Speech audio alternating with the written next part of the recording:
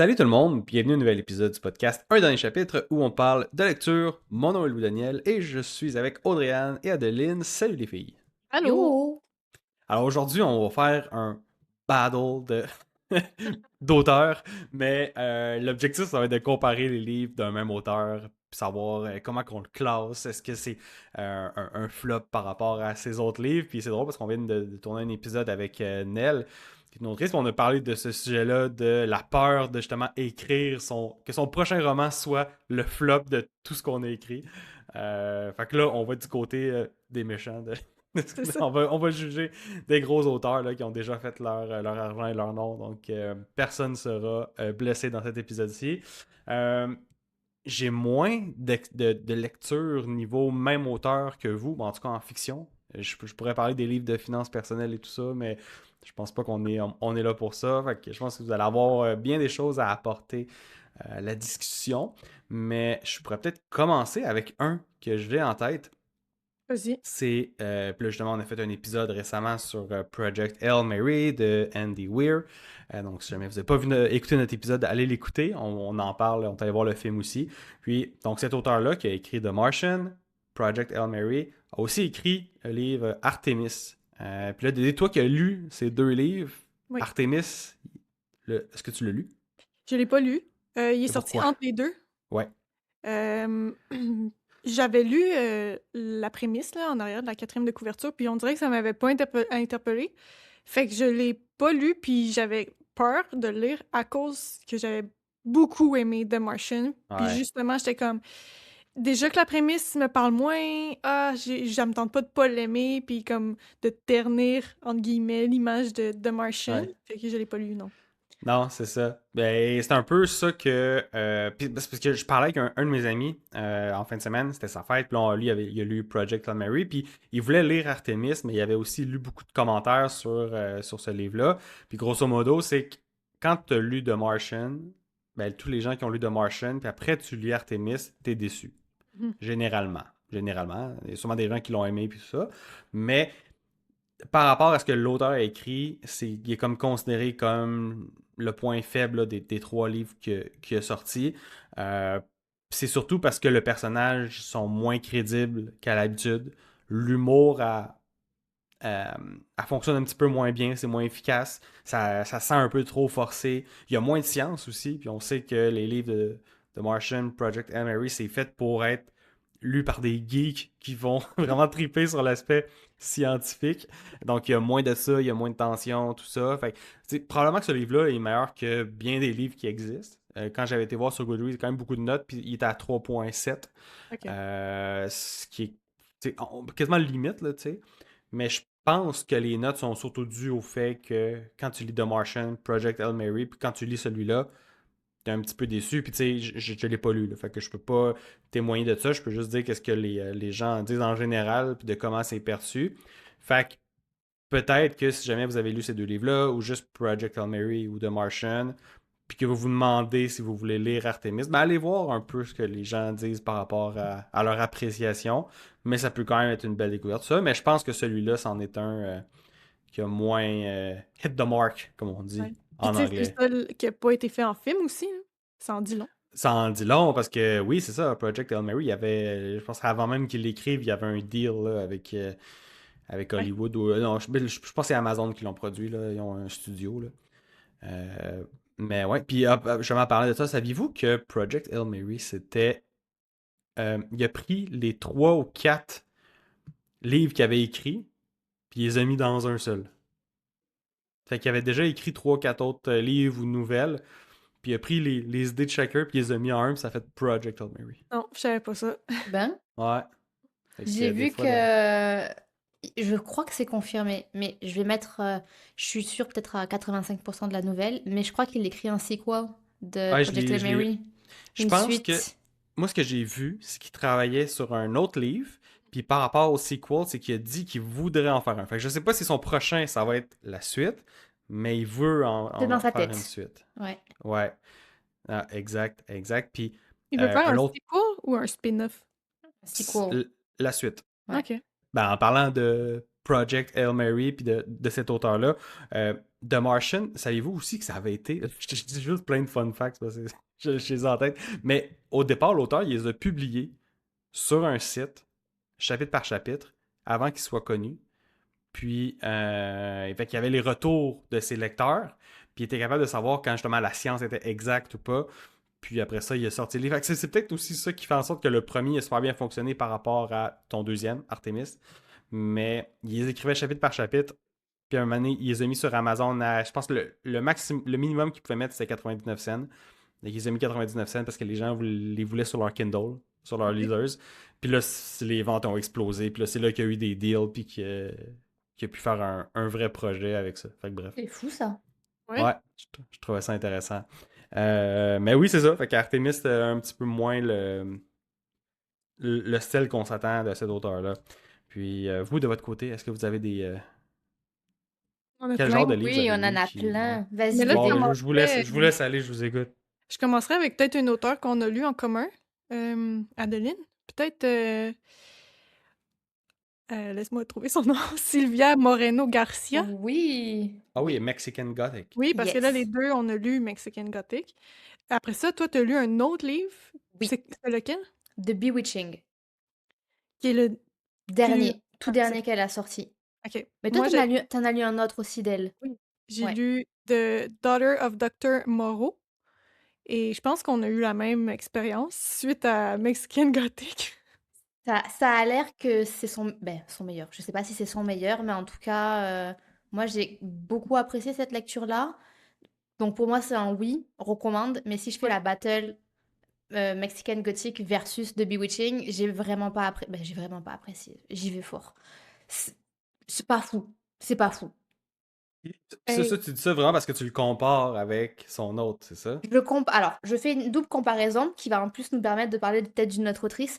Mais donc, je compare Mexican Gothic avec The Bewitching, puisque Mhm. c'est la même autrice. Qu'est-ce qu'il y a en commun? La plume, c'est très bien écrit, c'est très lyrique, c'est alors, je dirais pas atmosphérique parce que je trouve que The Bewitching, ça pêche à ce niveau-là. Mais voilà, il y a cette vibe un peu.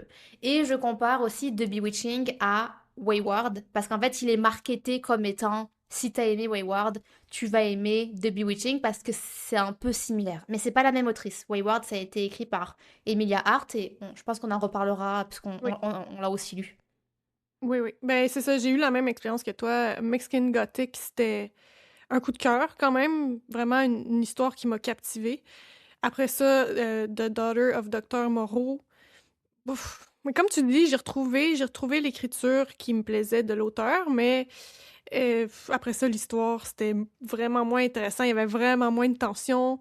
Ben, moi, c'était plus le côté horreur hein, que j'avais aimé dans Mexican Gothic, puis que j'ai pas tant retrouvé dans son autre livre. Fait que c'est un peu pour ça que je l'ai moins aimé. Puis en Mais plus, est-ce que c'était voulu, est-ce que c'était voulu pour être un autre livre d'horreur aussi, ou c'est normal qu'il n'y en ait pas? oui, ben, il était quand même présenté comme ça un petit peu. Un Ok. peu, je pense, à sa DA à Ouais. cette autrice-là. Mhm. The Bewitching aussi, c'était. Oui, The Bewitching, il est marketé comme, bon, pas de l'horreur, horreur, mais un peu, voilà, horreur douce. On est censé être un peu dérangé. Mhm. J'ai pas été dérangé. Et il est très Ben, cliché, ce livre. Il est... En fait, ce qui est bien dans Mexican Gothic, c'est que c'est dérangeant. C'est... On n'est pas dans de l'horreur qui fait peur, mais c'est dérangeant, les thématiques sont dérangeantes. Puis tu te sens vraiment pas très à l'aise ouais, quand tu 100%. lis. The Bewitching, c'est... Il y aura aucun spoiler dans ce que je vais dire, pour une fois. Mais c'est genre... oh, je marche et je sens quelqu'un qui me regarde. Je me tourne. Oh non, il y a personne. Mais je marche vite parce que je traverse une forêt, et il fait nuit et il y a des ombres et j'ai l'impression que quelqu'un m'observe. Donc c'est... On est plus dans le cliché, on est moins dans ce... Je me sentais pas observée, tu vois, je me sentais pas dérangée par The On Bewitching. est on est moins dans le malaise. Ouais. Ouais, moi, c'était plus dans la. Il y avait comme plus un punch dans le deuxième livre, mais qui a pas frappé assez fort, à mon avis. Mais pourtant, Mexican Gothic, il y a juste un 3,66 sur Goodreads Ouais. et on l'a autant aimé. Ça m'étonne. Ouais. Mais après, c'est sûr que ça dépend dans quelle optique tu t'embarques dans le livre. Si c'est un problème de marketing, parce que si c'est vendu comme de l'horreur, il a quand même gagné le prix Locus d'horreur, il me semble, je ne sais plus en quelle année, mais il a gagné le prix Locus horreur, il a été marketé comme horreur. Peut-être que c'est là où les gens l'ont moins bien noté parce que on peut pas nécessairement dire que c'est un livre qui fait peur. Après, je ne connais pas les codes de qu'est-ce qu'un livre doit avoir pour être considéré comme de l'horreur, mais on n'est pas sur du j'arrivais pas à dormir. Ouais, ouais. On n'est pas sur de l'horreur pure et dure. Ouais. C'est vrai que ça a sûrement. Parce que moi aussi, tu sais, quand tu me parles de Mexican Gothic, pour moi, c'est un livre qui est plus horreur qu'autre chose, de ce que j'en ai entendu parler. Puis quand tu sais ça, ben peut-être justement que ça a attiré des fans d'horreur qui l'ont lu, puis qui ont fait ouais, Ouais, c'est quoi c'est un ça? peu tranquille, peut-être, là. Ouais, peut-être. Ouais. Ça se pourrait. Ça se Fait que pourrait. Fait que ouais. pour cet auteur-là, le meilleur, c'est Mexican Gothic, après en avoir lu 3. Oui, à l'unanimité, Oui. qui est nous deux. Donc, gros consensus. Et toi, Adeline, as-tu Bah, d'autres? on peut enchaîner avec, bah, je l'ai mentionné, Wayward de Emilia Hart. Ça a été un gros coup de cœur pour Dédé et moi c'était-tu en 2025? Je pense que c'était l'année dernière, hein? Ouais. Je Ou me rappelle 2024? peut-être l'autre d'avant, c'est pas grave. Bon, bref, un gros coup de cœur à un moment donné de, de notre lecture. Et elle a sorti un livre qui s'appelle Les Sirènes de Sirens l'an dernier, en 2025. Il est sorti, je crois, fin d'année 2025. Wayward, allez-y, les yeux fermés. Un très très bon livre, un très très beau livre. Les Sirènes, pour moi, ça a pas du tout. Ça a complètement miss de marque, là, comme on dit. En fait, ce qui est dérangeant, je trouve, c'est du mâché, du prix mâché, puis remâché, puis recraché là, de Wayward. Donc en fait, on est un peu dans la même dynamique dans les prémices. Voilà, c'est des femmes qui ont été maltraitées, puis qui vont vivre des choses dans leur parcours de résilience. Et par rapport à ça, il y a un petit côté fantastique, un peu comme dans Wayward, qui vient s'immiscer là-dedans. Sauf que je trouve que dans Les Sirènes, c'est assez peu crédible, l'élément fantastique, parce qu'on n'est plus dans du «Oh, j'y croirais presque». Alors je sais que dans Wayward, on n'est pas non plus à «ça pourrait exister», on Mmh. n'est pas à ce niveau-là, mais c'est quand même, je trouve, très crédible, très même féerique. Féerique n'est pas le mot, mais un peu onirique. C'est un peu proche de la nature, voilà, on a envie d'y croire. Les sirènes, pas envie Faut d'y plus croire. d'imagination. Non, mais enfin, il y a aucun spoiler dans ce que je vais dire, mais c'est des personnages qui sont allergiques à l'eau. Genre, elles ne peuvent pas être touchées par de l'eau, d'où le Mmh. thème Les Sirènes, hein, le livre s'appelle Les Sirènes. On se doute bien qu'il va y avoir des sirènes à un moment donné, quelque part, hein, c'est pas un spoiler. Il y en a sur la page de couverture, enfin sur la première de couverture. Je ne sais pas, moi j'ai trouvé ça, on n'avance pas, c'est... Ouais, non, j'ai Ouais, pas... c'est ça qui arrive souvent, hein. Moi, je trouve, en tout cas, c'est un pattern qui est revenu souvent, là, c'est quand j'aime vraiment un livre d'un auteur, puis là, je me dis: «J'ai le goût d'en essayer un autre», le deuxième va tout de suite, moins me plaire, me décevoir un petit peu. Mais c'est que tu vois, en fait, c'est trop proche de l'arc narratif de Wayward. On dirait qu'elle a pris Wayward, puis qu'elle a pris une autre thématique qui est ben, la mer, les sirènes, etc. Wayward, il est plus terre, connexion à la terre, puis tout ça, là. Je sais pas, peut-être que ça aurait pris quelque chose d'un peu plus différent, mais en même temps, si c'est ça qu'elle aime écrire, enfin, je veux dire, c'est ça qu'elle aime écrire, hein. C'est ça. Mais Est-ce que je tu sais prendrais une chance avec un autre de ses livres? peut-être que je tenterai, oui, je tenterai peut-être un autre livre, mais il n'en existe pas pour l'instant, d'autres livres. Non. À ma connaissance, il n'y a que ces deux-là qui sont sortis. Mais faudrait que ça soit un peu autre chose. Un On peut livre audio? rester dans ou peut-être livre audio, effectivement, peut-être. Ouais, c'est ça que j'allais dire. Tu pourrais le prendre en audio. Mais tu vois, un livre audio, c'est une cartouche que je vais te sortir, dans, je pense, une autrice que tu vas parler. On n'a pas vu nos listes respectives, mais je pense que tu vas parler de cette autrice. Puis, tu verras. Mon intervention, tu comprendras quand, elle arrivera. OK. J'en ai tellement, ça se peut qu'il y en ait que je mentionne pas, mais ouais. Est-ce que tu avais d'autres choses Vas-y. à Non, dire? non, vas-y, continue. Je vais pas déblatérer. Je pense que vous avez compris. Ben, moi, je pourrais peut-être embarquer sur une autre autrice qu'on a lue en commun, qui est, Susanna Clarke, avec, on a tous lu Piranesi, que pour nous tous, c'était un très, très bon livre. Un oui, oui, on le recommande. Ben, on le recommande. On le recommande à un public averti qui aime lire des choses compliquées, mais c'est super bon. Et Différente. hein? qui aime lire des choses différentes. C'est ça. Et j'ai lu récemment un autre de ses romans à cette autrice C'est qui est vrai. J'allais dire, oui, mais lequel elle parle? Mais oui, c'est vrai. l l'immense brique qui est Jonathan Strange and Mr. Norrell, qui est, je pense, son premier roman, si je me trompe pas. Mais oh mon Dieu, on est ailleurs, on est complètement ailleurs, puis j'ai pas retrouvé ce que j'avais tant aimé dans Piranesi. Par contre, j'ai apprécié ma lecture, mais sans plus. Tu sais, c'était bien, mais je le recommanderais pas, tu sais. Puis je pense que les notes sur Goodreads font un peu écho à ce que j'ai trouvé des deux livres. Piranesi a un 4,21 et l'autre, Jonathan Strange, il y a 3,87. Fait qu'on voit Je pensais que... pas qu'il était aussi, ben, mal noté, aussi bas, parce que c'est Oui. quand même un livre que, à l'époque où je faisais des listes de ce serait quoi les livres fantastiques qu'il faut absolument lire, il revenait constamment, ce livre. Mais je comprends dans un sens que je pense qu'il a mis beaucoup de bases à des auteurs de fantastique. Il y a beaucoup de thématiques que j'ai reconnues dans d'autres livres que j'ai lus que je me suis dit, ah, c'est peut-être ça l'inspiration de ce livre-là. Fait que pour quelqu'un qui est fan de fantastique, c'est peut-être le fun de juste euh, lire un classique, entre guillemets, du fantastique du genre.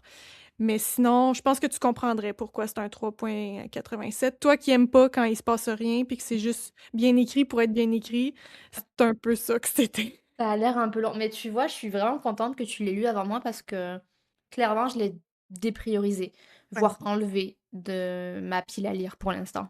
Peut-être qu'en audio, ce serait le fun. Il serait super long là, à écouter, mais j'ai l'impression parce que Peut-être. les personnages sont super bien faits. Il y a ça qui est bien fait dans le livre, là, ils sont vraiment bien bâtis, puis ils sortent des pages là, carrément, les deux personnages principaux.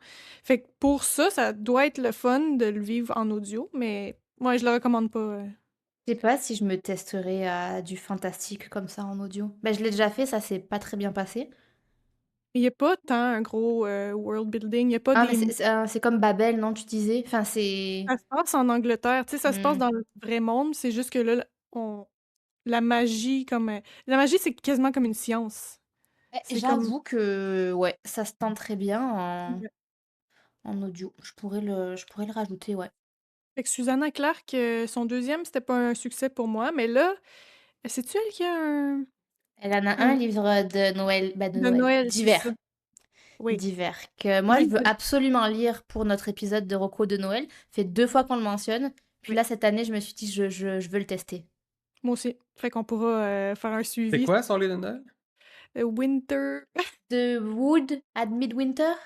ça Ok, attends, ressemble à... attends, j'ai The sa Wood fiche. at Midwinter, ouais, c'est The ça. Wood at Midwinter, Ouais. exactement. Il est moins bien noté que Jonathan Strange. Ouais, mais Ouf, c'est peut-être un petit truc de Noël. Je me dis, les gens, ils... Je sais pas, j'ai jamais lu de livre peut-être. de Noël. Donc, j'allais Ouais, m'embarquer dans un argumentaire. Mais je sais ouais. pas, peut-être, je sais pas. Peut-être que les gens, ils notent moins bien ou... Ouais, c'est ça. Ouais. Puis je m'en Ouais. allais dire, Jonathan Strange, vu que tu dis c'est un peu un classique, je me demandais si tu écris en 1900 quelque chose. Ça a été publié en 2004. Ouais. Mhm. Fait que c'est pas si... Bon, en 2026, ça fait 20 ans, là. Oui, c'est pas Mais si vieux, mais dans le sens qu'il y a plein de romans très récents après ça, mettons, ouais. que oui, que j'ai OK. vu des thématiques revenir vraiment souvent, puis je me suis dit, mon Dieu, ça ressemble donc bien à tel livre. Ouais. Tu sais, je voyais des liens, là. Fait que je me suis dit, c'est peut-être une inspiration pour plusieurs. Mhm. Ouais, probablement. Mais quand même 1000 pages. Fait que ouais, c'est une grosse... C'était intense. J'étais c'est fière une de grosse... l'avoir fini. Tu m'étonnes. T'as enchaîné 2 grosses briques avec... ben, Oui. enchaîné... Tu les as peut-être pas fait back-à-back, mais entre ça et The Will of the Many, c'est quand même 2 gros livres. C'est ça que je me suis dit, là. Il faut que j'enchaîne d'autres petits livres, là, maintenant. Ouais. Ouais, j'en ai un aussi quand je préparais l'épisode, je pensais à ça, je me remémorais quand je lisais des romans plus au secondaire, donc Patrick Sénécal. Moi, c'est le livre Le Vide que j'avais moins apprécié, il me semble, de ce que j'avais lu de lui. Puis à l'époque, je pense qu'il m'en manquait peut-être un ou deux livres de Patrick. Fait que, tu sais, lui, il avait écrit L.com, Alice, Sur le Seuil, 51-50, Rue des Ormes, tout ça. 7 jours du Talion. Donc, je les avais pas mal tous lus, mais le vide, je l'avais pas mal moins aimé. Puis, je me rappelle, là, c'était quand même une grosse brique aussi. Je l'avais en deux. il était en deux livres, là. Il était séparé en deux livres quand je l'avais acheté. Puis il me semble que celui-là, je l'avais pas mal moins aimé. C'était plus du blabla, mais j'étais peut-être ado, peut-être que je l'aimais moins à cause de ça. Quand tu lis L.com ou Alice, que ça brasse, là, puis il y a des choses qui se passent. Là, quand tu arrives dans un livre, peut-être de mémoire un peu moins orienté action, puis plus psychologie, là, c'est sûr que ça clash un petit peu. Mais il me semble que celui-là, je l'avais moins apprécié. Puis, mais toi, tu l'avais pas lu, là, ce livre-là, Le Vide. Le vide, non, mais Patrick Sénécal, c'est un autre bon exemple que après le premier livre que j'ai adoré, les autres, j'étais comme, hey, c'est pas pour moi finalement, cet auteur-là. Parce que le premier livre, c'était Alice, mais j'étais aussi très jeune comme toi au secondaire. Là. Ouais. Je pense que mes Puis goûts, ils après. ont juste changé aujourd'hui, point. Ouais. C'est pas de la Non, faute c'est de ça. Patrick. Ouais, c'est ça. C'est ça. C'est ça que je me dis. Mais ouais, j'avais cela en tête. Puis je me demande, tu sais, c'est quel de ces livres qui est considéré un peu le moins intéressant aussi, là, pour savoir si est-ce qu'il y a un consensus de celui-là Ouais. il est moins apprécié ou ça dépend des goûts de chacun. As-tu regardé les Mais notes sur Goodreads? le vide, mettons que je vais voir de Patrick Sénécal, quand même bien noté, 4,35. Quand même. T'es dans la Faudrait qu'on. minorité. Ouais, c'est ça. Faudrait que je le compare aux autres, mais mettons L.com, on est à attendez, 4,31. Fait que tu vas être un peu moins bien noté, mais un peu plus de notes Ok. que le vide. Mais ouais, je pense juste que c'était pas. J'étais pas là quand je l'avais lu. Fait que ça vaut ce que ça vaut. Mais. Ouais, c'est ça.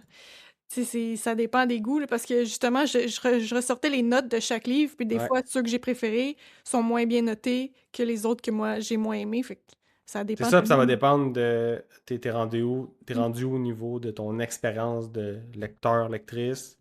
Puis à quel moment de ta vie tu l'as lu? Si tu l'as lu pendant un déménagement, c'est comme Adeline, ça T'as pas rentre la un peu tête. moins bien. Non, mais je pense que si j'avais la tête à...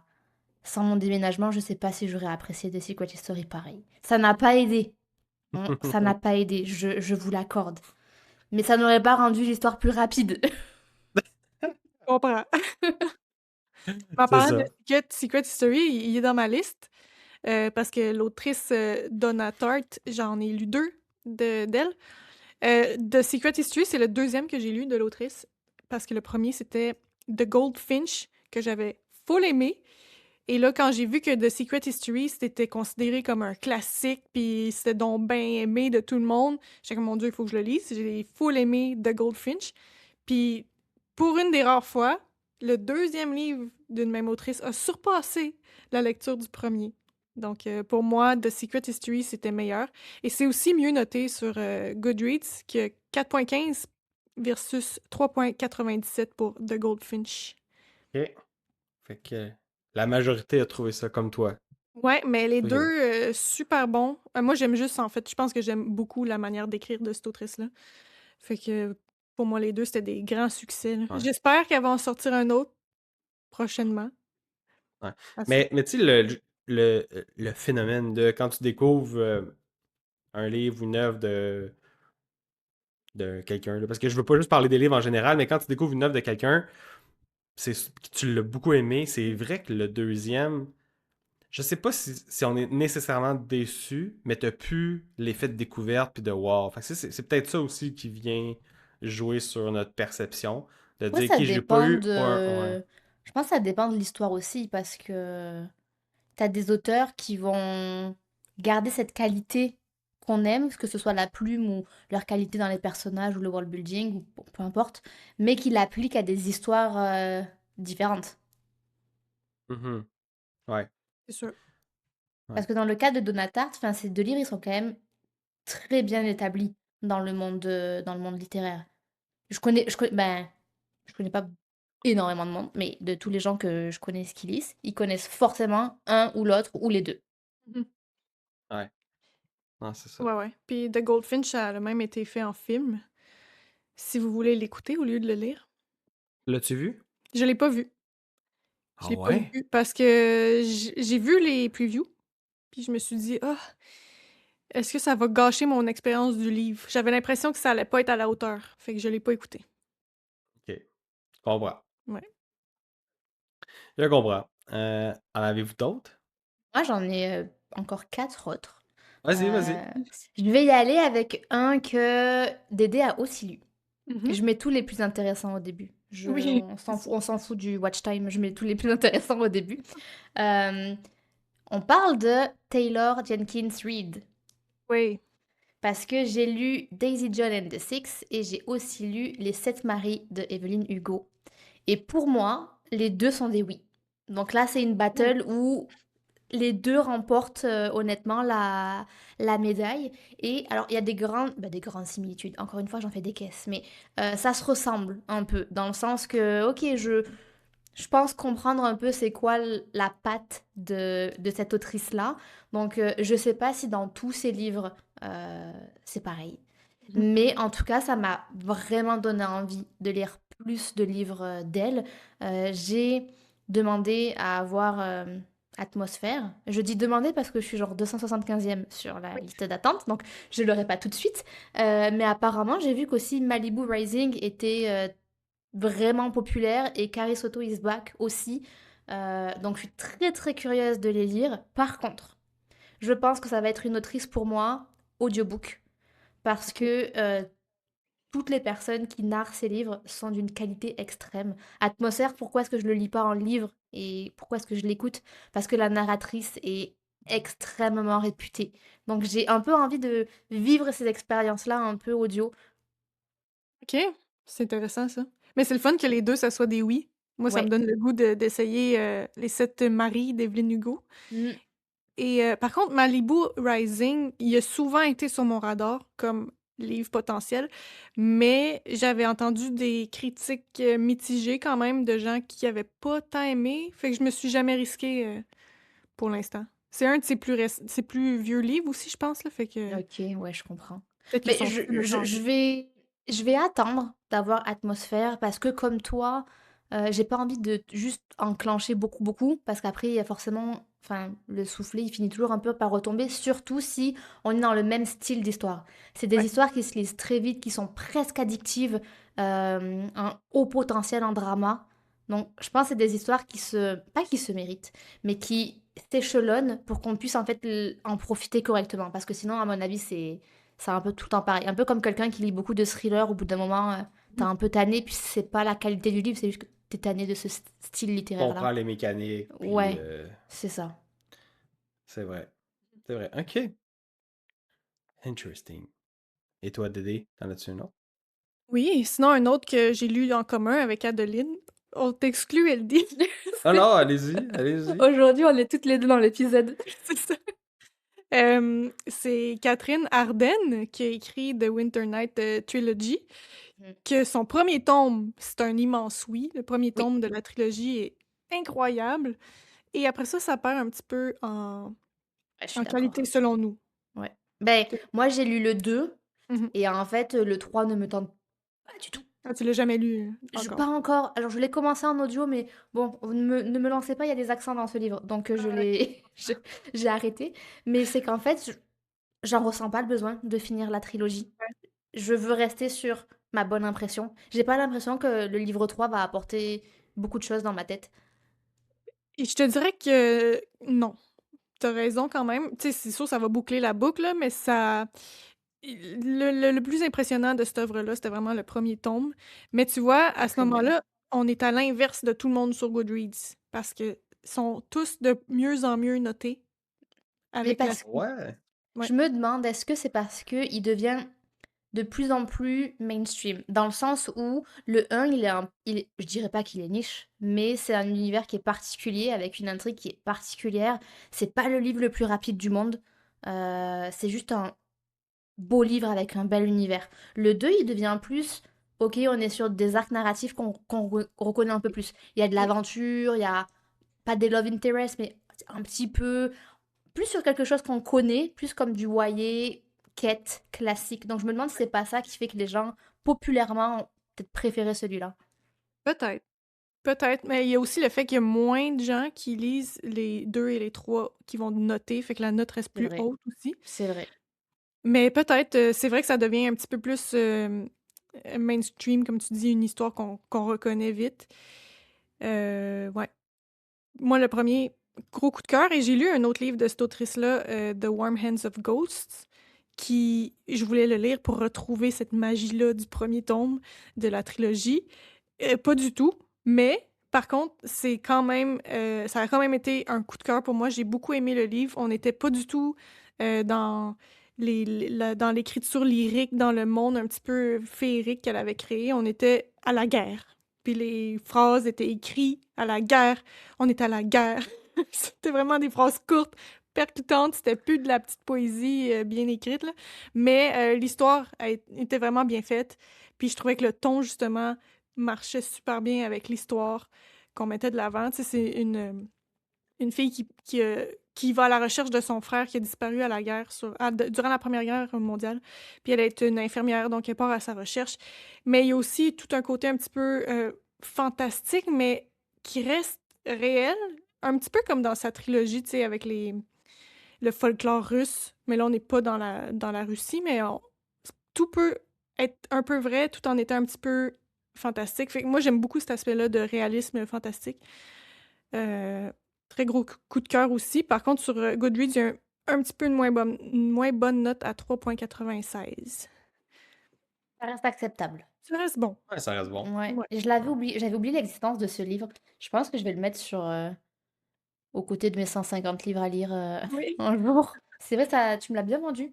Et là, il y a, elle va sortir un autre livre, là, cette autrice-là, cette année, dont j'oublie le nom, mais The Unicorn Hunters. The Unicorn Hunters. Ça me parle. J'ai l'impression que là, pour la peine, tu vas plus retrouver ton côté féerique. Peut-être. Ben, c'est ça que je me Juste dis. parce qu'il y a des licornes. Voilà, bon, Mm. c'était mon analyse de la chose. Mais Ben, tu vois, c'est très bien. je suis très curieuse de voir comment elle va monter son univers parce que quand j'ai lu donc, le tome 1 de Bear and the Nightingale, qui est le tome 1 de Winter Night Trilogy, Oui. je pensais qu'elle était russe, la dame. Ou en tout cas qu'elle avait un héritage russe parce que l'univers est très très bien fait. Il est pas cliché, il a en fait juste ce qu'il faut. C'est des livres, enfin ça nous est dit de manière tellement crédible que je me suis dit mais Elle s'y connaît. elle s'y connaît en fait. Oui. Sauf que bah, je pense pas. Alors, j'ai pas fait des recherches sur l'autrice, mais de ce que je crois comprendre, non. Et là, au final, dans Les Chasseurs de licornes, je sais pas si c'est comme ça que ça va être traduit, mais ça se passe à la cour de France. Donc, on est vraiment cour de France ou cour anglaise, ou peut-être les deux, parce qu'une histoire de mariage, je crois, mariage forcé, quelque chose comme ça. Mais il me semble que c'est à la cour française. Donc, tu te dis, ok, on est encore dans un truc historique, on va Mm. être très immersée. Puis je trouve que la couverture, je sais pas, elle est très jolie, très poétique, très lyrique. Ouais, à 100%. Moi, je vais l'ajouter à ma to-read. Je vais peut-être le demander à Noël à suivre. C'est quand qu'il sort? Cette année, je sais Je pas crois que c'est quand. en automne, si je dis pas de bêtises. Ok, quand même. Automne. Pour un petit livre sur les licornes. Oui. Ben, je sais pas si c'est une histoire de licorne, parce que de ce que je Ouais, me c'est bon. rappelle, on en avait parlé dans les épisodes, dans les sorties 2026. Mhm. Je crois que c'est une princesse ou quelqu'un qui a un titre, qui va être forcé de marier quelqu'un à la cour.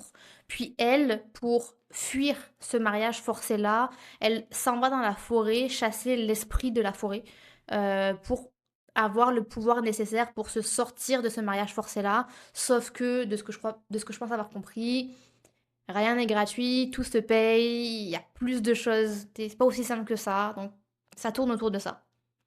OK. Ok. Ça me parle, ça me parle. Ouais, Je t'explique. vraiment, ça a l'air vraiment cool. Ouais. Sinon, toi, Adeline, c'est quoi ton prochain? Moi, j'ai 2 autrices. Je vais commencer par la plus problématique, entre guillemets, qui est Olivia Blake. OK. Olivia Blake, j'y ai donné sa chance. Vous l'avez pas encore lu, et je pense pas que ce que je vais dire va nécessairement vous convaincre. Donc, Olivia Blake, j'ai lu les 3 livres qui composent la série de Atlas Six. J'ai lu Master of Death, et j'ai lu Gifted and Talented. Donc, si on y va, Tu as donné beaucoup de chance. j'y ai donné le pot du camp, j'ai lu 5 livres à la dame. Euh, The Atlas Six, moi j'ai beaucoup aimé le 1. Mais c'est pas nécessairement une trilogie que je recommande parce que j'ai pas tant aimé le 2 et j'ai pas du tout aimé le 3. Donc en fait, la direction artistique de ce livre, elle est partie dans une direction qui, moi personnellement, ne m'a pas plu. Je trouve qu'il y a trop de différences d'univers entre le 1 et le 3. C'est ça qui Hey, m'a... le 3, parce que je suis en train de regarder les notes, le 3 il est pas très bien noté. Il est nul à chier. 2.84 C'est... sur 2,84? Goodreads. Il est vraiment Ouais, pas bon. Wow! Je pense que j'ai jamais... comparativement au premier, qui est 3.54 pour 280 000 notes. Fait que les 3,54, c'est pas gens, très haut non plus. Non, 3,54, ouais, c'est pas haut. Honnêtement, c'est pas très haut. c'est pas haut. Mais j'avoue qu'un 2,5, tu disais? 2.84. 2,80, c'est pas fou, hein. Non, hein? Mais en même Non. temps, je comprends. Je pense que moi, j'ai mis en 2. Ouais. Donc, je comprends. Oui, mais toi, J'ai... c'est pas surprenant que tu mettes un 2, mais que Ouais, la non, moi, c'est pas majorité mette surprenant. un 2? Ouais, Wow! oui, c'est vrai. Merci de remettre ça en contexte. Effectivement. Euh, je me suis dit, moi, je, je pense que je peux aimer cette autrice-là. Donc, j'ai voulu lui redonner une chance et j'ai lu Masters of Death. Alors, Masters of Death a été écrit avant The Atlas Six. Donc, je m'attendais pas à ce que la plume ait été bonifiée. Mais je me suis dit, je vais l'essayer. Bon, pas fou, vraiment pas fou du tout. Par contre, un audiobook, Monsieur qui narre, incroyable. La voix qui narre porte l'histoire. Moi, j'ai continué à écouter juste parce que la voix était incroyable, mais très cliché, aucun intérêt. Honnêtement, très cliché, aucun intérêt. Par contre, je pense que la dame, elle aime écrire des personnages qu'on n'aime pas. Je pense que c'est ça un peu sa direction artistique. C'est ce qu'on lui a reproché dans The Atlas Six. Moi, c'est ce que j'ai aimé. J'aime bien avoir des personnages. Ils sont pas gentils, ils sont pas méchants, ils sont entre les deux. Ils ont juste des motifs valables ou pas. Mais c'est juste un clash au final de motifs, de trahison, de machin. Ça, elle sait quand même plus ou moins bien le faire, mais c'est juste qu'elle dose pas nécessairement. Donc je me Tout le suis monde est dit, comme pareil, égal, méchant. t'es... Au bout d'un moment, c'est comme on mentionnait pour d'autres autrices, c'est bien d'avoir une plume, une patte et une touche qu'on reconnaît, mais ça peut pas être toute ton identité. Ouais. Donc, j'ai quand même voulu tester Gifted and Talented, qui est sa dernière sortie.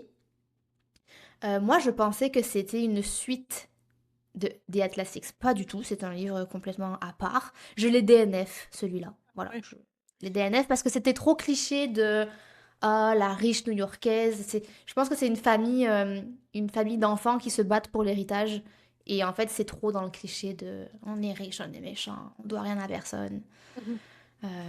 Ouais, j'y ai pas donné beaucoup de chance, je l'ai DNF à 15%, mais C'est-tu un audiobook, celui-là? ouais, lui c'était un audiobook. J'ai rien à dire sur la narration, mais je sais pas, ça m'a pas emballé. Ça m'a Non. pas emballé. Donc, une autrice que. Donc, elle, tu y donneras plus de chance. Ben, je pense que si. Ouais? Mais c'est parce que je Ouais, veux ça trouver. m'étonne. Honnêtement, ça m'étonne. Non, mais c'est parce que je veux trouver sa pépite de. Je sais qu'elle peut écrire des personnages que je vais adorer. Parce elle coche tous les critères pour le type de personnage que j'aime. C'est juste qu'il faut qu'elle se dose. Donc, moi, je prends que elle est en train de pratiquer. Puis Va lui peut-être que écrire si je suis assidue, je serai là quand elle va sortir le livre. son Je masterclass. comprends. Mais va lui Ouais. écrire dans ses DM, là. Va lui dire, hey, Ouais. je sais que tu peux, là, force-toi. C'est comme, t'es capable, t'es capable. Écris un livre pour moi, s'il Mais te tu plaît. vois, je vous la recommande pas nécessairement à vous parce que je pense pas que ça vous plairait nécessairement Ouais. à vous. Mais bon, Ok. vu qu'elle est quand même connue sur BookTok, je me suis dit qu'on pouvait prendre 5 minutes pour en parler. Ouais, je comprends. Est-ce que Winnie elle veut dire quelque chose? Winnie, mon Vas-y. chat, pour ceux qui regardent la vidéo, c'est joué à nous. Euh, Pas vraiment. Par contre, je peux continuer avec un auteur qu'on a lu ensemble, elle dit, cette fois-ci. Tu Qui? vas, tu vas te sentir inclus. Stephen King. Oh, je connais, oui. Tu sais. On a lu Misery ensemble. Oui. Ben, pas ensemble, là, Ben, pas mais. ensemble, mais je veux dire, les deux, on l'a lu. T'en as, t'en as pas lu d'autres de lui. Ben, j'ai lu la Oui, date t'as que je lu, me souviens jamais. oui, la date, le 11/6, je sais pas quoi.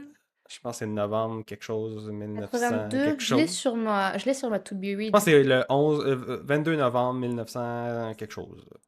En lien avec le meurtre de John F. Kennedy, mais qui n'est pas un livre d'horreur, justement, qui est plus un science-fiction historique. 63, elle dit. C'est ça. 1963. Fait Ouais, que le 22 novembre 1963. Très bon livre en exactement. passant. Fait que toi aussi, tu peux faire un parallèle un peu pour l'auteur. C'est vrai.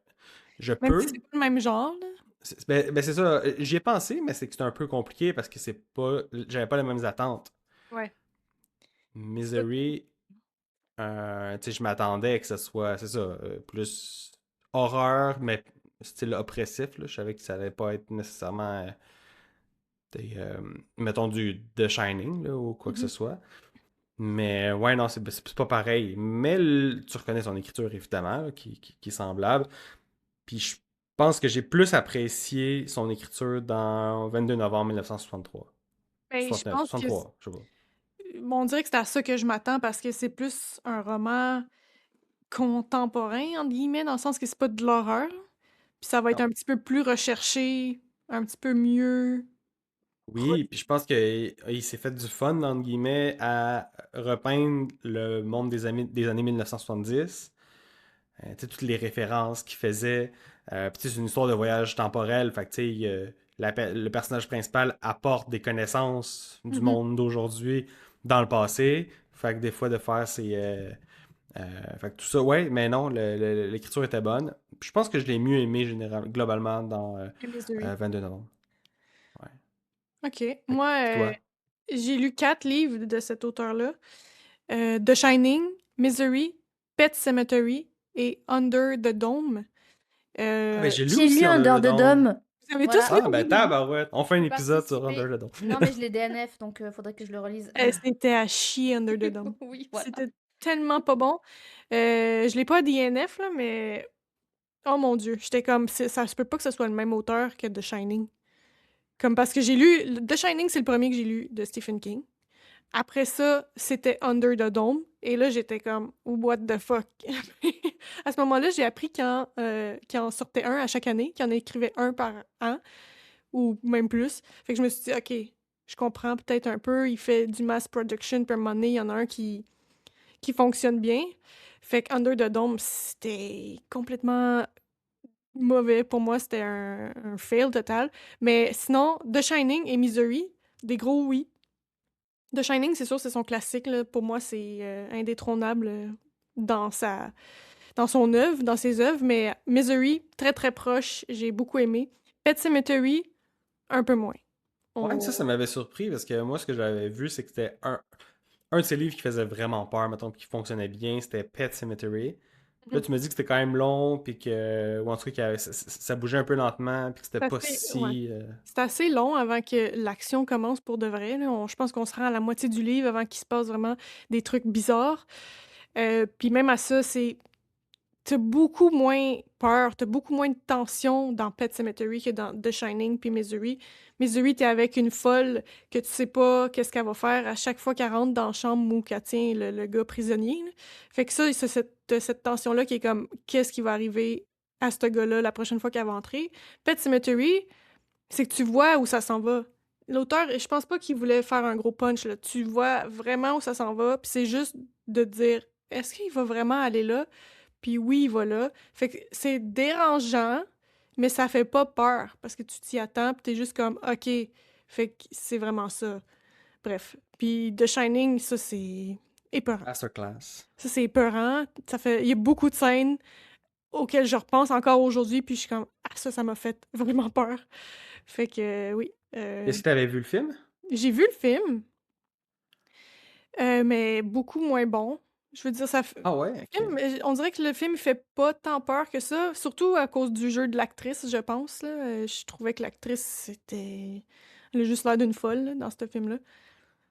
Fait que ouais, non, un petit peu moins peurant que... Le livre était vraiment mieux. Ah, c'est fou ça. Tu sais, j'aurais l'impression justement qu'un film fasse plus peur que le livre, fonctionne mieux que le livre, vu que tu Ouais. l'aspect visuel puis sonore, là. Ouais, ben Mais, Jack Nicholson est vraiment bon dans son rôle. ouais. Mais après ça, tu sais, c'est sûr, ils ont dû changer des trucs pour que ça fonctionne dans le film. Fait que je pense qu'on perd certains... On perd des scènes que moi, j'ai vraiment eu peur. Puis je suis comme, voir qu'ils l'ont pas mis dans le film, cette scène-là. Fait que c'est un peu pour ça que je l'ai moins aimé, je pense. Ok, Fait que ouais, je comprends. Stephen King, pour l'instant, je pense que je veux en lire d'autres de lui, mais il va falloir que je les choisisse bien. Parce que je sais qu'il peut y avoir des navets parmi ses œuvres. Est-ce que tu te laisserais tenter par le 22 novembre? Mais je pense que oui. C'est un gros livre, par contre. C'est ça l'affaire, c'est que C'est 700, ouais, ouais, c'est un 700 pages, là. c'est une grosse brique. Mais je pense que oui, ça a l'air quand même bon. Puis il y a plein de personnes qui l'ont aimé, là. Fait que... Ben, c'est ça. Puis je pense, tu sais, je le conseillerais à toi, pas nécessairement à Adeline, parce Et que moi, le il est livre, sur il est quand. mon audio, là. Apparemment, il est très bon en audio. Ah, ben, regarde, tu vois, on verra si tu l'as aimé ou pas, parce que c'est très. Tu sais, oui, il se passe des choses, tu sais, t'es quand même engagé, mais c'est pas. c'est pas comme un Misery, mettons, là. C'est un peu plus lent. T'es beaucoup dans l'immersion, justement, des années 1950. Tu vois la perception du gars qui voyage, justement, dans ces années-là. Puis après ça, toute l'évolution de l'histoire. Mais il y a aussi toutes les petites side stories sur le côté que moi j'ai aimé. Mais tu sais, qui sont le fun, qui font avancer un peu l'histoire, mais pas tant que ça non plus. Fait que faut que t'aimes l'ambiance quand tu le lis. Faut que t'aimes être dans cet univers-là. Euh, tu sais, fait que faut pas t'attendre à la grosse affaire Gros rocambolesque fiction. nécessairement, là. Ouais, moi, ça me parle. Mais moi, je l'ai vraiment aimé. J'ai vraiment aimé. Fait Mais que, toi, t'aimes vraiment tout. On dirait que c'est dur de... Ouais, c'est ben, vrai. tu C'est dur de vois, savoir. pas. Ouais, mais c'est parce que les livres que j'ai choisis, c'est toujours parce que c'est des bons livres reconnus pour C'est être ça. bons. Tu es un bon Fait que- curateur de livres, en fait, pas un bon parce que je public. suis très bon pour choisir. C'est ça. C'est ça l'affaire. Va falloir que tu me donnes des conseils alors, hein, parce Je que... le sais en avance que j'aimerais pas, fait que regarde, tu vois, je les lis pas.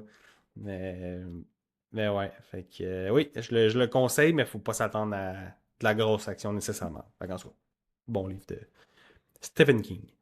Euh, Adeline, en as-tu d'autres? Ouais, j'y vais rapidement, comme ça Dédé elle a la chance d'en repasser d'autres. Une autre autrice BookTok, Late Bardugo, c'est celle qui a écrit Machin Grisha, je me rappelle plus le titre. Machin Euh, Grisha. ouais, Mach- c'est elle qui a écrit Machin Grisha. le Grishaverse.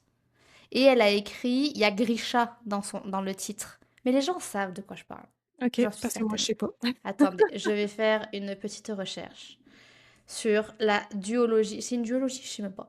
Mais c'est pas de cela dont je veux parler. Shadow and Bone. Bon, rien à voir. Donc Shadow and Bone. Mais ce qui s'inscrit, je pense, sa série s'appelle Grisha quelque chose. Bref, Shadow and Bone. Elle est connue pour ça. Moi, je n'ai pas lu ça. Par contre, j'ai lu Six of Crows, qui est un spin-off un petit peu de cette OK. saga-là. Donc c'est du YA, voilà. Soyez prévenus. Il n'y a pas de mal avec le YA, mais c'est juste, n'ayez pas les mêmes attentes avec l'adulte. Moi, j'ai quand même apprécié le voyage. Oui, c'est YA, oui, tu peux voir des choses un petit peu venir à l'avance, mais ça reste une bonne lecture. C'est pas la lecture de l'année, mais ça reste une bonne lecture. Et d'elle, j'ai aussi lu La Neuvième Maison, donc Ninth House, qui est une trilogie. Le dernier tome sort cette année, en octobre, si je dis pas de bêtises. Oh, c'est bof. Ouh, c'est très très bof. C'est très cliché. À mon sens, c'est très cliché. Donc, on n'est plus sur de l'adulte. Par contre, on sort du cliché young adult. On est sur de l'adulte. Et ça se passe dans une fille qui est complètement un peu défavorisée, qui n'a pas beaucoup d'argent, qui est sélectionnée pour avoir une bourse à Yale. Donc, OK. elle côtoie les ultra riches, etc. Et en fait, elle est censée être un peu la gardienne des maisons sectaires cultes, on va dire, qu'il y Ouais. a à Yale. Mais c'est très cliché, hein, parce qu'il s'appelle genre les loups et les serpents, la clé et les os, ceux qui parlent aux esprits, puis ceux qui contrôlent le vent. Enfin, c'est très, très cliché. Très, très cliché. Pas grand intérêt, honnêtement. Donc, j'ai lu le 1, j'ai lu le 2, puis les deux ont gagné les Goodreads Awards de leur année Ouais, respective. OK. Le 2, c'est Hellbent. Et le 3, bon, quand j'ai appris que le 3 sortait, je me suis dit pourquoi? C'est vraiment pas nécessaire hein, de rajouter un tome à cette série. On peut s'arrêter là. Euh, donc voilà, j'avais quand même bien aimé Six of Crows. Ninth House, bon, moyen. Ouf. Fait que tu liras pas le troisième tome. Probablement pas. Hmm. Je ne sais pas qu'est-ce qui va arriver à Darlington. C'est pas grave. Je vivrai avec. Tu iras lire les spoilers. Ouais, tu iras voir Ouais, je peux très bien faire les ça aussi. spoilers. Ouais, effectivement. Moi, j'attends dès que tu me sortes l'autrice que j'avais en tête. Eh Mais ben maintenant que là, j'y pense, je me dis, dis-moi donc. t'en as tellement d'autres que s'il faut, tu vas pas la passer. Dis-moi c'est qui, je vais y aller. Non, je voulais savoir si t'allais parler de Erin Morgenstern. Je l'ai mis. Oui. Ben voilà. Erin Morgenstern qui a écrit The Starless Sea et The Night Circus.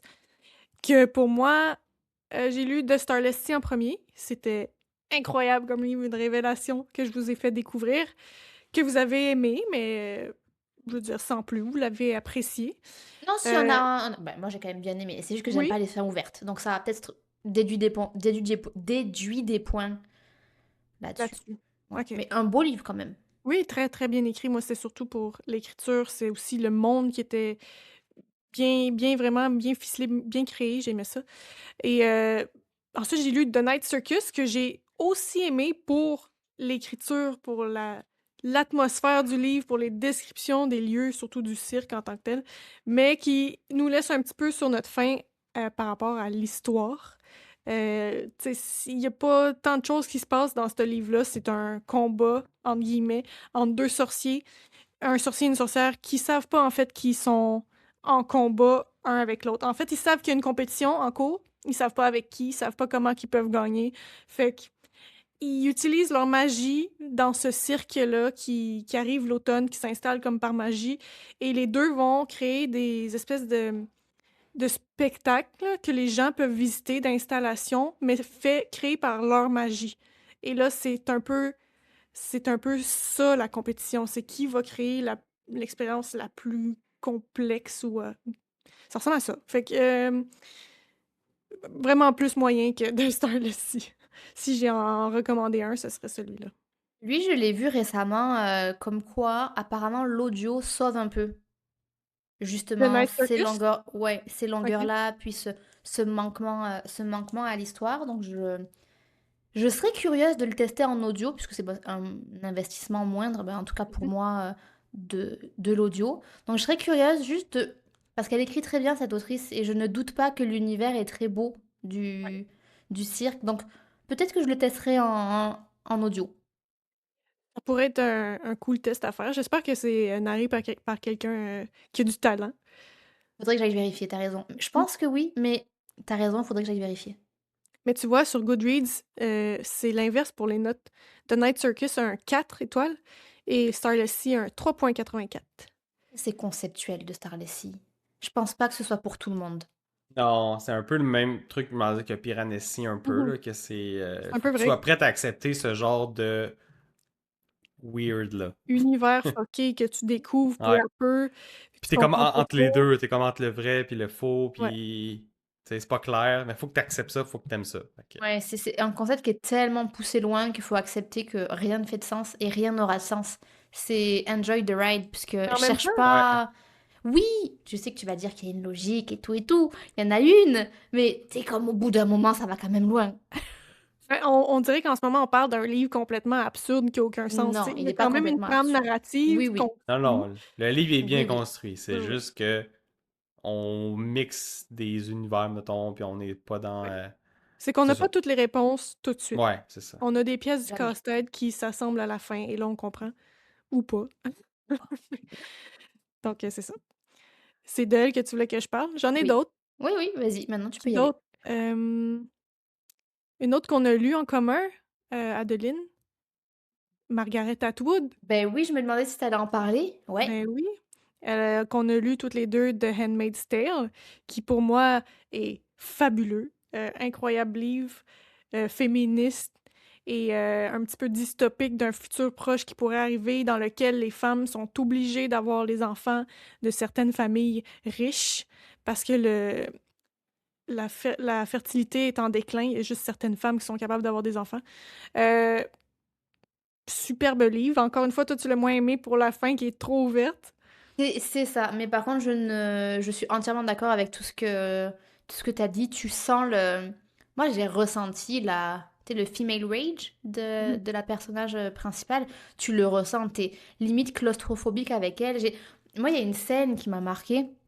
Je pense que j'en avais déjà parlé quand on avait parlé de ce livre-là, mais elle arrive à transcrire l'ennui sans que ça soit ennuyeux. Puis elle arrive à te transcrire vraiment tous ces petits gestes qui en soi n'est pas révolutionnaire, mais qui pour elle, dans le livre, est une révolte, à savoir, ok, oh, j'ai regardé à gauche, je suis pas censée avoir regardé à gauche. Et en fait, on arrive à comprendre la mesure de, ok, elle vient de regarder à gauche, c'est grave. Donc, je trouve qu'on a ce ressenti qui est incroyable. Alors, je sais pas si Dédé et moi, on a peut-être plus ressenti ça parce qu'on est des femmes. Donc, je serais curieuse d'avoir l'avis d'un homme là-dessus. Mais un très beau livre. Moi, c'est vrai que je regrette un peu la fin parce qu'encore une fois, je suis pas fan des fins ouvertes. Et en fait, j'ai l'impression d'avoir eu qu'un bout de l'histoire. que c'est un bout de l'histoire qui est extrêmement bien écrit, mais vraiment on en demande plus, on se dit ok, mais qu'est-ce qui s'est passé avant, qu'est-ce qui se passe après? On est vraiment dans un champ très réduit de l'histoire. Mais en même temps, c'est ça aussi une histoire, hein, on a eu un épisode avec une éditrice qui nous racontait que un univers c'est une part de tarte et le livre qu'on lit c'est une part de la tarte, donc voilà, ça fait du sens, mais Mais ouais, si t'en j'en veux voulais en plus, plus. il y a un prequel qu'elle a écrit très récemment qui s'appelle The Testaments. Les Testaments en français, que j'ai lu aussi, mais qui m'a vraiment moins marqué que The Handmaid's Tale. C'est tout aussi bien écrit, mais j'ai trouvé que l'histoire en tant que telle, t'as moins cette tension-là que tu veux que la personnage principale s'en sorte un peu puis qu'il réussisse. Fait qu'il y a moins cet aspect-là de tension puis de je suis au bout de mon siège de savoir qu'est-ce qui va se passer finalement, mais quand même très bien écrit. Il y a sa trilogie, Mad Adam, que moi, j'arrête pas d'en parler dans ce podcast-là. Une trilogie un petit peu sci-fi que j'ai beaucoup aimée. Et deux autres livres que j'ai lus d'elle qui sont un petit peu plus comme des thrillers, des policiers. Fait que c'est juste moins mon style personnellement. C'est The Blind Assassin et Alias Grace, qui pour moi ont été moins bons. Mais ça enlève rien au fait que je pense que Margaret Atwood, c'est dans mon top 5 de mes meilleurs auteurs. Je l'adore. Même. Elle écrit tellement bien, là. C'est J'ai vrai lu, elle écrit bien. j'ai lu un petit livre avec un recueil d'histoires de de nouvelles. Puis même ça, d'habitude, j'aime pas tant ça, lire des petites histoires, des nouvelles, mais même ça, j'étais comme, wow, c'est tellement bien écrit, c'est tellement bien fait. Fait que Margaret Atwood, je pense qu'on se trompe pas quand on veut lire un livre d'elle. As-tu un autre sur ta liste d'elle? Ben là, j'en ai nommé 5 Que tu vas. C'est quoi, alors, mettons ton prochain là, que tu veux prendre? de Margaret. Ouais. Pas qu'il y en Je ait tant sais que ça, hein. pas. J'ai dit, je pense pas qu'il y en ait. Ben, Ben, il y en a. elle en a pas sorti des récents en tout cas. Non, pas des récents. Mais il y en a plein d'autres que j'ai pas lus. Ben, il y en a qui ont eu des vraiment moins bonnes reviews, que c'est une des raisons pourquoi j'ai pas lu, parce que j'étais comme, OK, je vais garder ceux qui sont vraiment bien notés. Fait que je sais pas lequel je lirais. Là, je sais que tout récemment, elle a sorti son autobiographie, ses mémoires ou quelque chose dans le genre.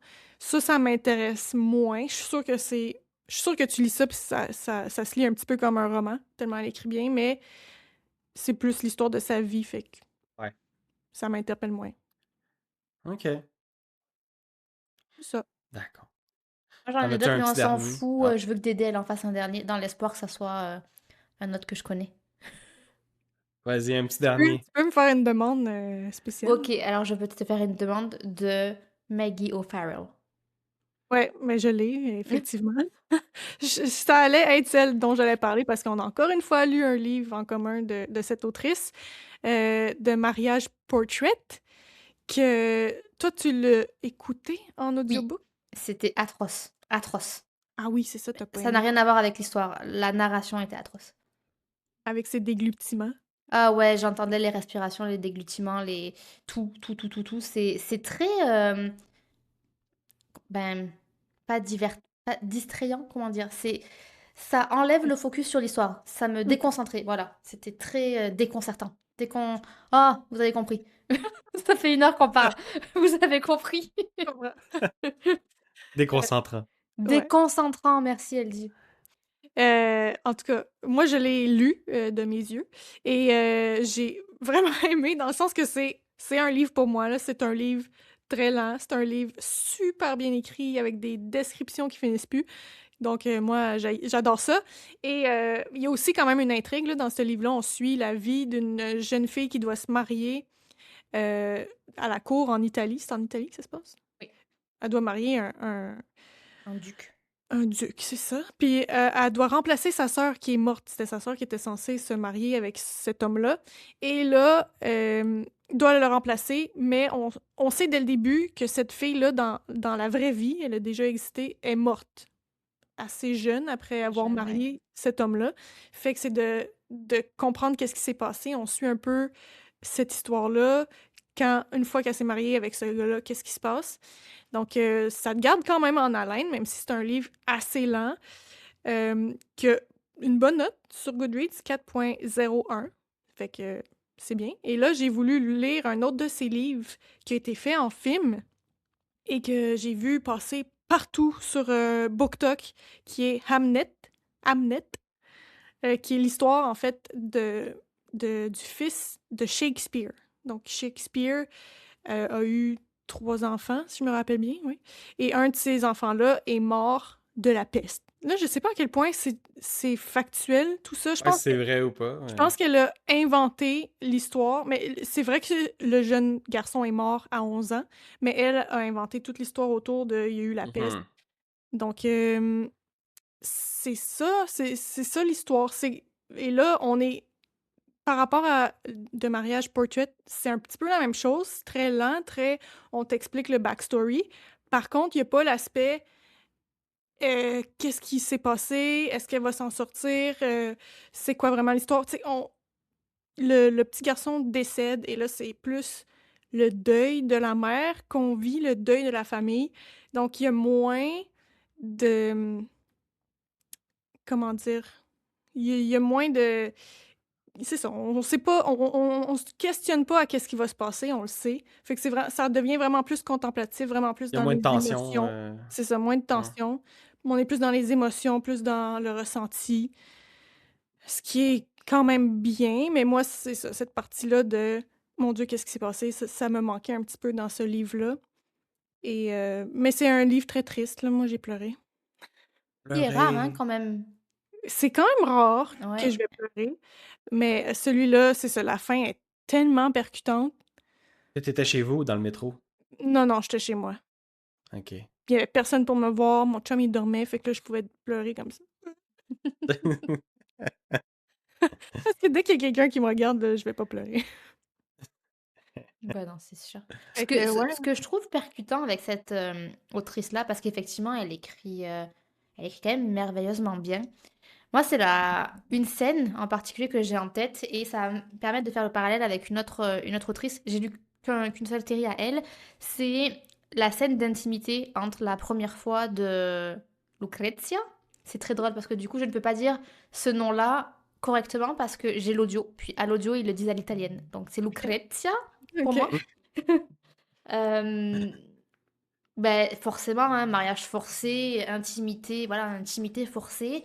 Mhm. Et je trouve que cette scène, elle est tellement, tellement bien écrite. Genre, tu sens un peu le détachement, puis tu sens entre ce qu'elle s'était imaginé, ce qu'on lui avait dit, ce qu'elle essaye de rationaliser, ce qu'elle vit. C'est vraiment très, très bien écrit. Puis il y a une autre autrice ouais, encore une fois, dont une scène d'intimité m'avait marqué, c'est Robin Hobb, la grande Robin Hobb. Même si je suis pas fan de Farcir Trilogy, on ne peut pas lui enlever qu'elle sait très bien écrire. Et dans le tome 2, je pense que c'est dans L'Assassin Royal. Oui, je pense que c'est ça. Dans L'Assassin Royal, ben, c'est la même chose. On a un jeune protagoniste qui fait sa première fois avec son amoureuse, genre son love interest depuis des années. Puis la scène est très touchante. Ça m'a beaucoup fait penser à ça. Ça doit pas être évident à écrire. C'est sûr. Mais tu vois, ça, cette scène-là, ça m'avait un petit peu moins marqué, je pense. Mais Mais j'ai pas peut-être c'est peut-être à l'écoute. Peut-être l'écouter, c'est différent parce que Ouais, c'est. peut-être. Ouais, peut-être un peu peut-être. différent pour ça, ouais. Parce que tu ressens vraiment ces émotions à ce moment-là, peut-être. Peut-être, peut-être, peut-être. Mais c'est quand même un. J'y ai mis un 3. C'est juste que c'est très lent pour deux mariages portrait. C'est voilà, c'est un peu lent. C'est vrai que c'est lent. Première moitié, je me suis demandé bah, pas qu'est-ce qui se passait, Où est-ce mais que ça s'en va? oui, c'est bon, j'ai compris les prémices, on peut avancer. Ouais. Euh, la seconde moitié est pour moi plus intéressante parce qu'elle arrive à la cour, donc il y a un peu plus de dynamique. Et puis bon, la fin, pour moi, bah, pas sauve le livre, mais la fin et le livre, en fait. Oui. La fin fait le livre. Ça, Mm. je suis 100% Ok. d'accord. Ben, c'est ça, justement, qui manquait dans Hamnet, à mon avis. Mais s'il y a un autre livre de cette autrice-là qui sort éventuellement, je pense que je vais le lire. C'est vraiment mon genre. Ok. Intéressant. Est-ce que vous avez d'autres choses à rajouter Fait qu'on- On aurait plein d'autres, mais je pense qu'on peut Mais s'arrêter. là- Ouais, maintenant. c'est ça, on exactement. pourra faire une part 2. Yes. Éventuellement, peut-être. Parfait. Bon, ben, écoutez, ben, merci pour vos partages. Si jamais vous en avez à nous à discuter avec nous là, de quel livre du même auteur, de la même autrice, vous avez un peu moins apprécié par rapport à ces autres livres, vous pouvez venir nous l'écrire dans nos commentaires, soit sur YouTube ou sur Spotify. On va vous lire, ça va nous faire plaisir de savoir qu'est-ce que vous pensez de votre côté. Et puis sinon, si jamais vous avez apprécié l'épisode, vous pouvez nous laisser une note de 5 étoiles sur la plateforme où vous l'écoutez. Et puis sinon, on se dit à un prochain épisode du podcast Un dernier chapitre. Salut! Bye. Bye!